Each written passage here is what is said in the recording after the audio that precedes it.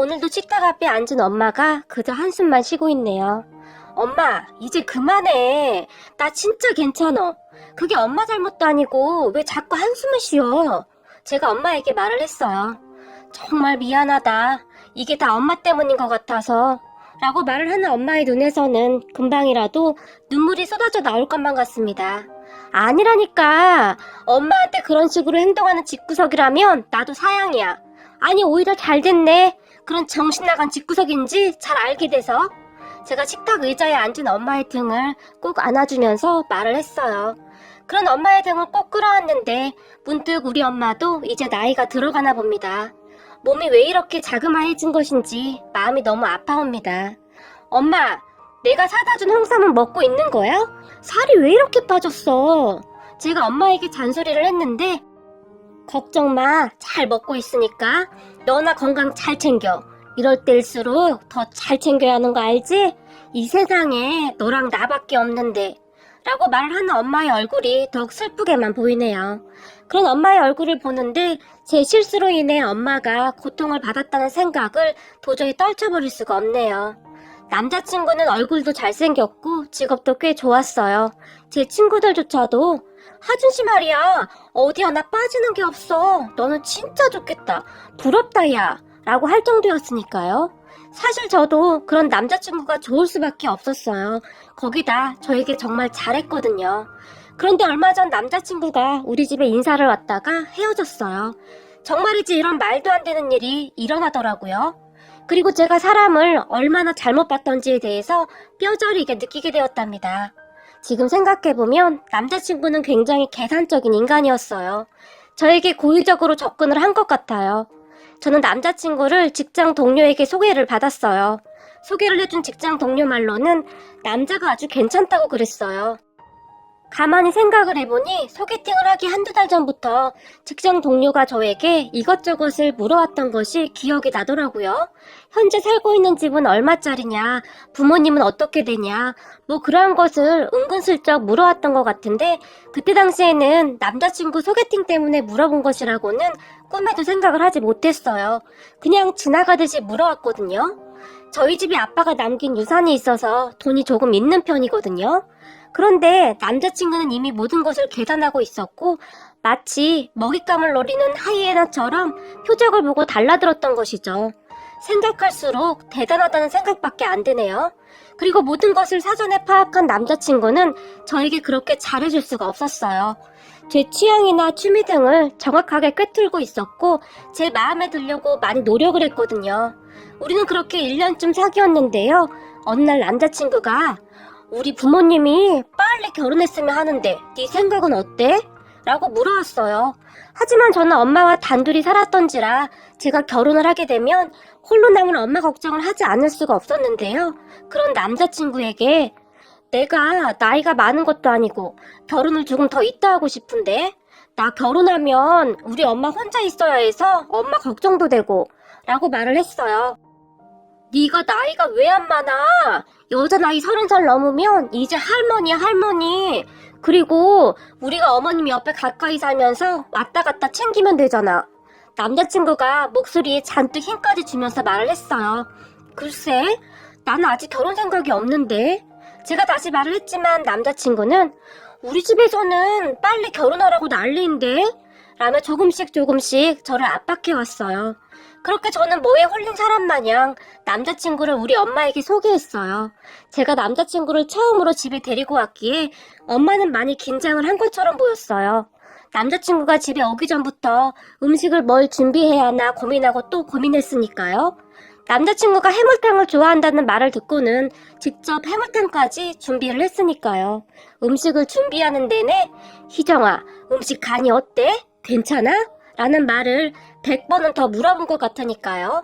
그렇게 우리 집에 인사를 하러 오던 날 남자친구는 한 손에는 꽃다발과 다른 한 손에는 과일 바구니를 들고 아주 신이 나서 왔어요. 엄마도 밝은 성격의 남자친구를 보며 마음에 들어하는 눈치였어요. 남자친구가 넉살이 좋아서 어른들이 좋아할 스타일이었으니까요. 식사를 하는 내내 어머님, 음식 솜씨가 엄청나신데요? 제가 해물탕을 좋아해서 참 많이 먹으러 다녔는데 이런 맛은 진짜 처음이에요. 나중에 우리 어머니에게도 비법 좀 알려주세요. 라는 말을 했는데 남자친구는 참 대단했던 것이 불편한 자리라면 불편한 자리였을 텐데 전혀 불편해하는 모습이 아니었어요. 우리는 그렇게 식사를 마치고 차를 한 잔씩 마시면서 대화를 했는데요.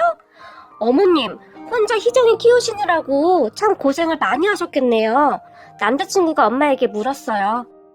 엄마가 자식을 키우는데 고생이라고 할 게 뭐가 있어? 자식 예쁘게 커가는 거 보면 그런 생각도 안 들지 뭐. 라며 엄마가 말을 했어요. 그런 엄마의 말에 남자친구가 고개를 끄덕였는데요. 잠시 후에 엄마와 저를 번갈아 가면서 바라보던 남자친구가 그런데 희정이는 돌아가신 아버님은 닮았나 봐요. 어머님하고는 안 닮은 것 같아요. 라고 물었어요.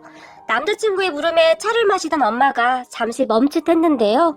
저를 보며 희정아, 아직 말 안 한 거니? 라고 물었어요. 뭘? 제가 엄마에게 다시 물었어요. 그런 엄마와 저를 바라보던 남자친구의 표정이 심상치가 않았는데요. 남자친구가 엄마와 저를 보며 그게 무슨 말씀이신지요? 라고 물었어요. 희정아, 결혼할 사이인데 다 말을 해야 하는 게 맞는 것 같다. 엄마가 정말 힘겹게 입을 뗐는데요. 엄마는 그냥 우리 엄마인데 뭘 말해야 한다는 거야? 제가 다시 엄마를 보며 물었어요. 그리고 엄마가 남자친구를 보며 사실 말이야, 나는 희정이 친엄마가 아니야. 친엄마는 희정이 낳고 얼마 안 돼서 돌아가셨고 나는 그 뒤에 희정이 아빠가 재혼한 거야. 하지만 나는 희정이를 내 딸처럼 키웠어. 단 한 번도 내 딸이 아니라는 생각을 해본 적이 없었어. 엄마가 남자친구에게 천천히 그리고 정성스레 설명을 했어요.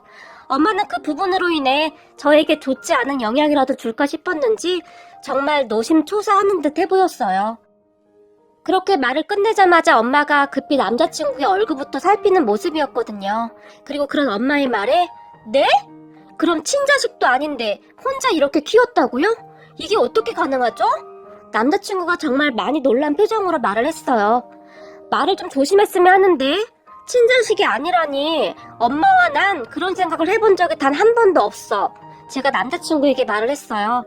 아니, 그래도 이게 쉬운 일이 아니니까 라며 남자친구가 말을 했지만 남자친구는 표정 관리가 안 되는지 안절부절 못하고 있었어요. 그런 남자친구를 보며 내가 평생을 키운 딸이라 내 목숨보다 소중한 딸이네. 그러니 하준군이 우리 딸한테 잘 좀 해줬으면 해. 엄마가 말을 했어요. 하지만 남자친구는 그때까지도 많이 놀란 눈치였고 가는 내내 표정이 좋지 않았는데요. 그렇게 남자친구가 돌아간 뒤 넌 내 딸이 분명한데 왜 이런 걸로 항상 눈치를 봐야 하는지 모르겠다. 엄마가 한숨까지 쉬면서 걱정스레 말을 했어요. 그리고 그런 엄마의 걱정은 현실이 되었는데요. 우리 집에 다녀갔던 남자친구가 저를 대하는 태도가 조금씩 변해갔거든요. 냉랭해졌다고 해야 할까요? 그런 남자친구를 보며 제가 우리 집에 인사도 끝났는데 자기 집에 인사는 언제 가? 라고 물었어요. 제 말을 듣던 남자친구는 급한 것도 아닌데 뭐 라고 말을 하며 약속을 계속 미뤘어요.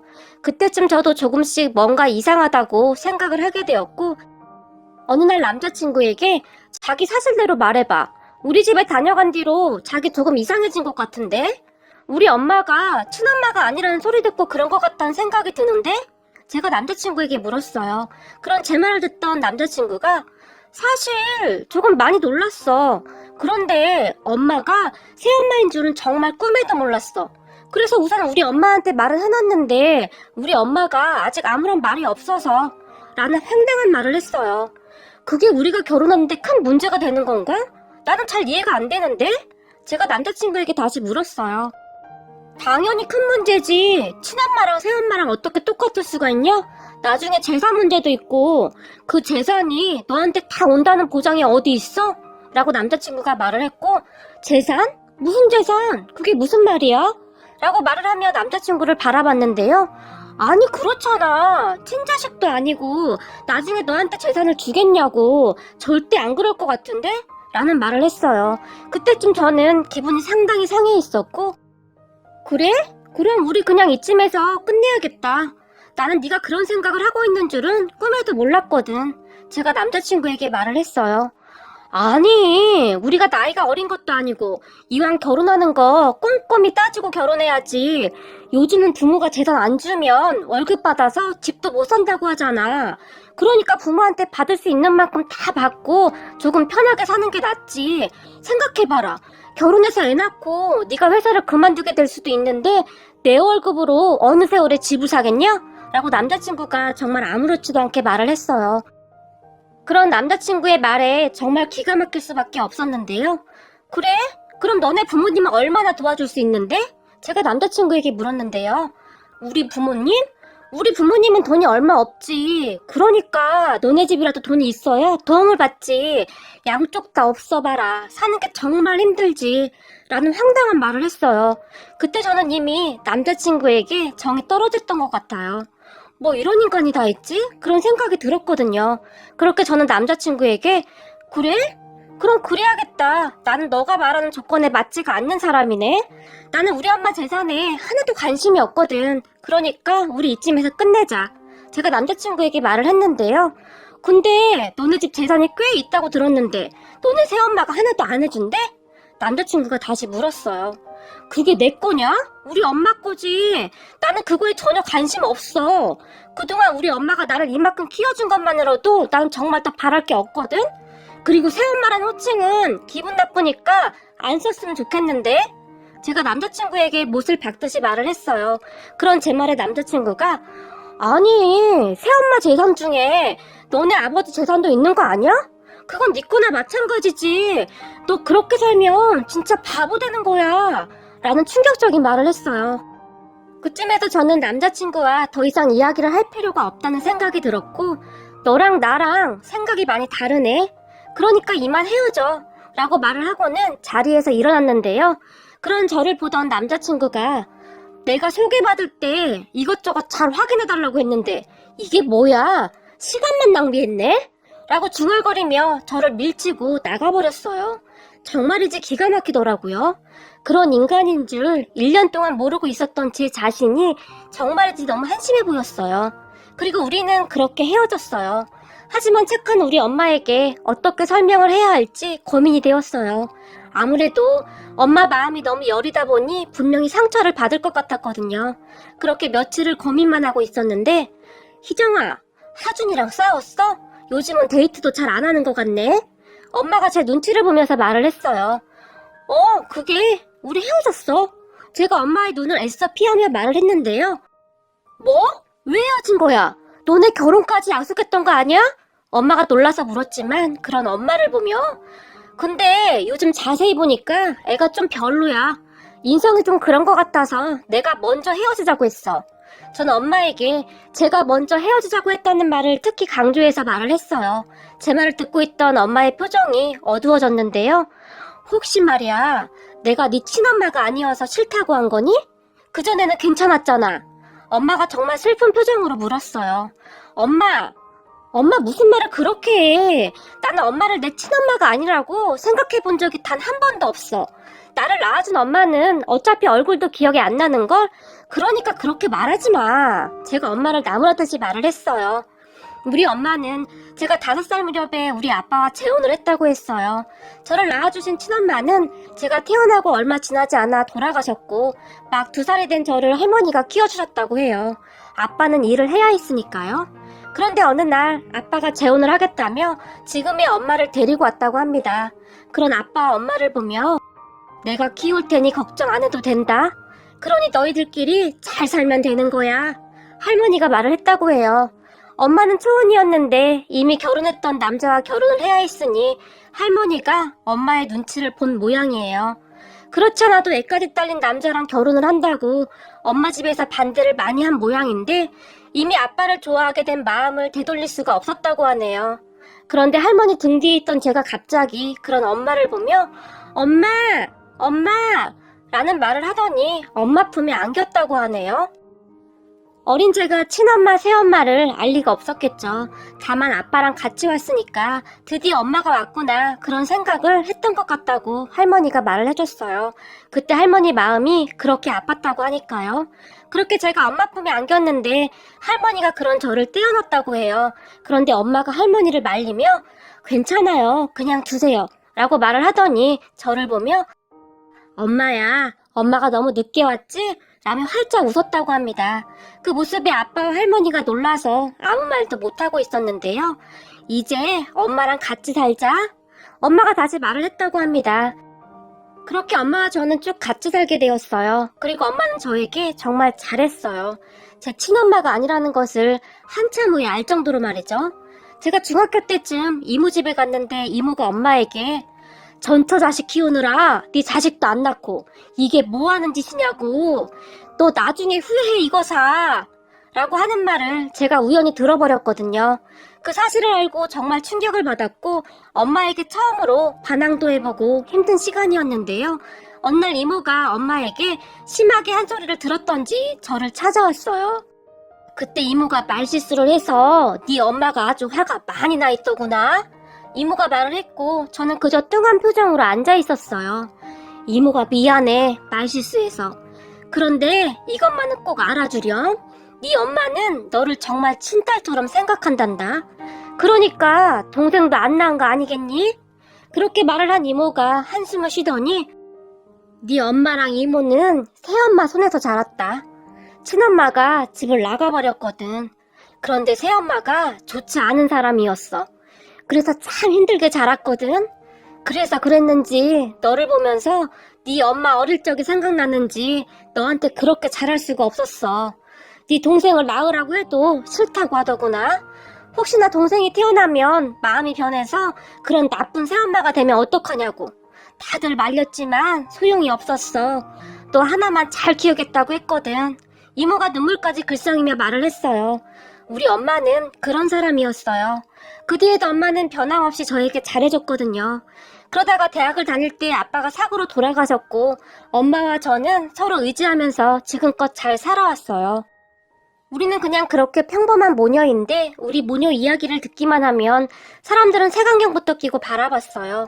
새엄마가 어떻게 그렇게 잘해줄 수가 있느냐. 분명 무슨 꿍꿍이가 있을 거다 라고 말이죠. 그리고 남자친구도 여지없이 그렇게 본색을 드러냈고요. 결혼을 하게 되면 엄마가 도와줄 것이라는 것도 물론 잘 알고 있었지만 남자친구 행동을 보니 그러면 안 될 것 같더라고요. 질적으로 나쁜 인간이 분명해 보였으니까요. 그리고 결혼을 하게 되면 우리 엄마에게 더 큰 상처를 줄 것이 확실해 보였어요. 그렇게 제가 헤어졌다는 말을 하면서부터 엄마의 표정이 심각해져 갔는데요. 그런 엄마를 보며 엄마, 인성이 바닥인 애들은 평생 안 고쳐져. 근데 걔 인성이 정말 바닥이야. 차라리 잘 됐어. 결혼까지 했으면 어쩔 뻔했어?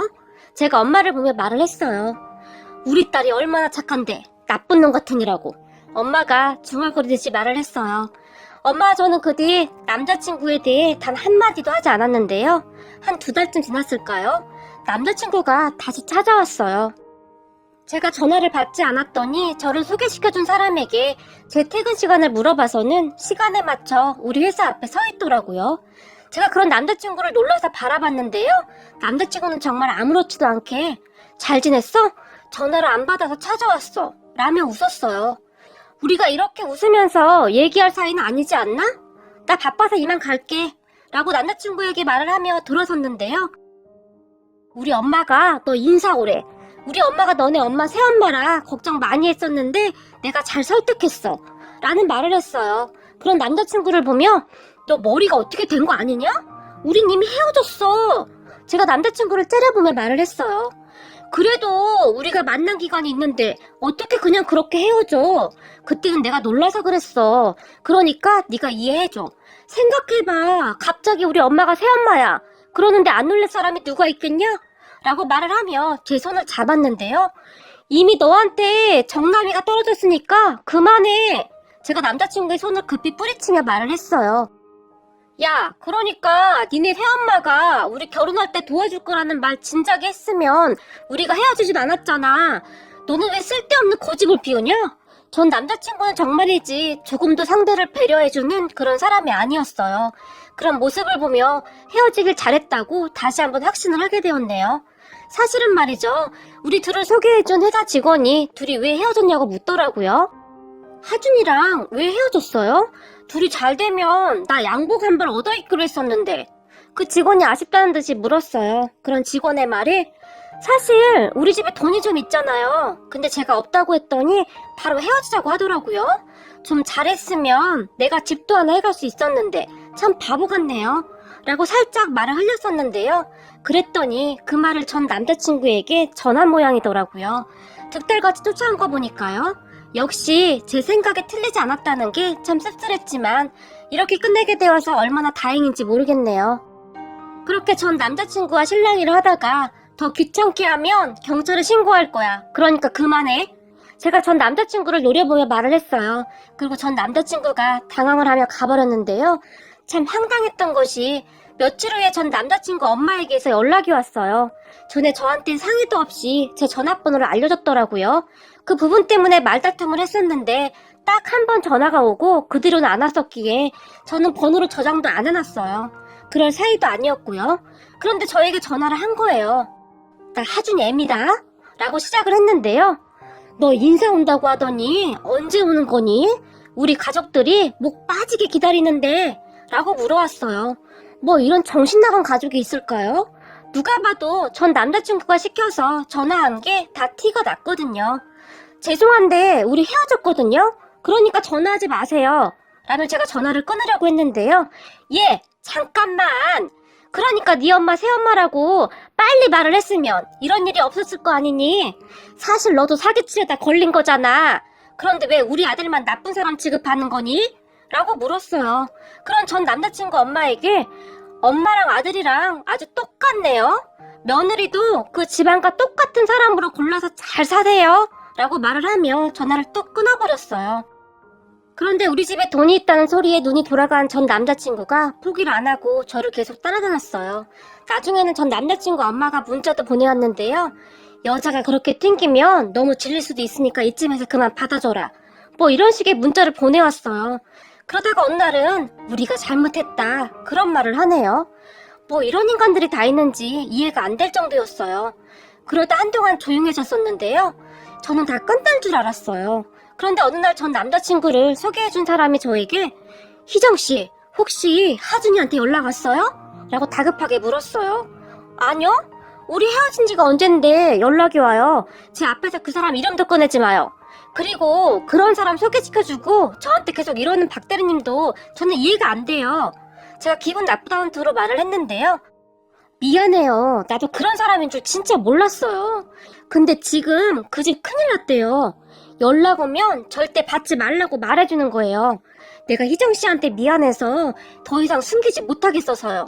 라고 말을 하며 한숨을 쉬더니 하준이 결국 여자한테 된통 당하고 집안 쑥대밭 되었대요. 그러니까 절대 연락 오면 받지도 마요. 라고 말을 했어요. 그 말에 제가 그게 무슨 말이에요? 쑥대밭이라니요? 라고 물었는데요. 사실 쑥대밭이라는 말이 좋은 의미로 쓰는 단어가 아니잖아요. 그래서 궁금하더라고요. 제 말에 박대리가 주변을 두리번거리더니 이 미친 인간이 말이에요. 돈 많은 여자 만난다고 계속 쑤시고 다녔거든요. 그러다가 의사를 소개받은 모양이에요. 집단에는 하나 걸렸다 싶었겠죠. 의사요? 의사가 왜 그런 인간이랑? 제가 놀라서 물었어요. 그러니까요. 그 여자가 의사라고 슬슬 접근하면서 결혼을 전제로 하준이를 꼬신 모양인데 병원을 넓혀야 하니까 돈이 좀 필요하다고 말을 한 모양인데 의사 며느리 보려고 하준이 엄마가 하준이 부모님 집을 담보로 대출까지 받아서 다 해준 모양인데요. 그 여자가 그 돈 받아서 외국으로 날랐대요. 그런데 더 기가 막힌 건 말이에요. 그렇게 걸려든 남자가 한둘이 아니었대요. 그래서 지금 하준이 경찰서 다니고 난리가 난 모양인데 해외로 날라서 이게 참 복잡하다고 하네요. 뭐 잡을 수나 있을까 모르죠. 그래서 지금 그 집 거리에 나앉게 생겼대요. 하준이가 여기저기 돈 빌리러 다니고 난리도 아니래요. 얼마 전에 나한테도 연락이 와서 나도 차단해버렸어요. 그러니까 희정씨도 절대 그 인간 전화 받지도 마요. 라고 흥분까지 한 채 말을 했어요. 정말 멍청해도 너무 멍청한 거 아니에요? 멀쩡한 의사가 왜 그런 인간을 만나겠어요? 한심하다. 어떻게 그런 사기를 당해요? 라고 제가 한심하다는 듯이 말을 했지만 근데 의사가 맞긴 하다나 봐요. 부모님이랑 거기 병원도 가보고 그랬다니까요. 경찰 조사차 경찰서에 갔다는데 경찰이 하는 말이 의료사고가 나서 합의금 물어주고 뭐하고 환자도 다 떨어지고 폐업 신고 직전이었다는데 빚이 어마어마했었나봐요. 라고 말을 하고 박대리가 자리를 떴는데요. 그뒤 박대리 말대로 정말 전 남자친구한테 전화가 걸려왔어요. 깜짝 놀라서 받지 않았는데 문자로 하는 말이 희정아, 내가 어머님 모시고 살 수 있을 것 같은데 우리 다시 잘해보면 안 될까? 라고 말을 하네요. 와, 어쩌면 미쳐도 이렇게 단단히 미칠 수가 있나요? 그런 전 남자친구에게 네가 이러고 있을 시간이 어딨냐? 사기치고 해외로 도망간 그 여자 잡으러 다녀야지 라고 문자를 보냈는데요. 그 다음은 답변이 없더라고요. 정말 제 인생에 똥물 제대로 뒤집었을 뻔했네요. 이번에 하도 호되게 당해서 앞으로 남자는 만나지도 못할 것 같아요. 살다 살다 별일을 다 겪네요. 사람 만날 때 정말 조심해야 할 것 같아요. 전 남자친구야, 인생 그렇게 살지 마라. 인생은 돌고 도는 거란다.